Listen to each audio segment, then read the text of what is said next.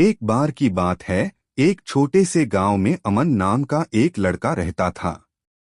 अमन बहुत होशियार था, लेकिन उसे एक बात की कमी थी। वह जल्दी हार मान लेता था।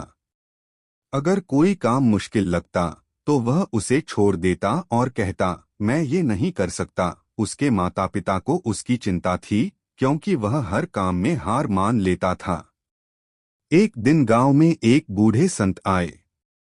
उन्होंने अमन को देखा और समझ गए कि इस बच्चे को हौसले की जरूरत है। संत ने अमन को अपने पास बुलाया और एक कहानी सुनाई। उन्होंने कहा, अमन, एक बार की बात है। एक छोटे से पौधे का बीज एक कठोर और सूखी जमीन में गिर गया। उस बीज के पास पानी भी नहीं था और न ही उसे सही धूप मिल रही थी।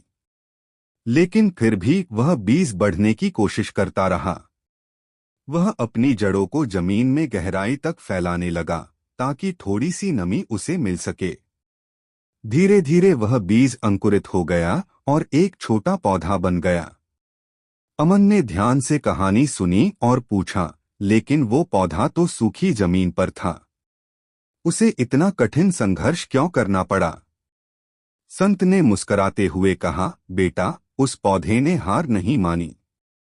कठिनाइयों के बावजूद वह अपनी मेहनत करता रहा और एक दिन वह एक बड़ा पेड़ बन गया। उसकी छाया में बहुत सारे पक्षी बसेरा करने लगे और उसकी जड़ों ने जमीन को हरा भरा कर दिया। अगर वह पौधा हार मान लेता तो वह बड़ा पेड़ कभी न बन पाता। अमन ने उस दिन से ठान लिया कि वह भी हार नहीं मानेगा। अब वह हर काम में पूरी मेहनत और लगन से जुट जाता। धीरे धीरे वह हर मुश्किल को पार करने लगा और गांव के बाकी बच्चों के लिए एक प्रेरणा बन गया। इस कहानी से अमन ने सीख लिया कि कठिनाइयां हमारे रास्ते का हिस्सा हैं, लेकिन अगर हम मेहनत करते रहें तो हम भी उस पेड़ की तरह मजबूत बन सकते हैं।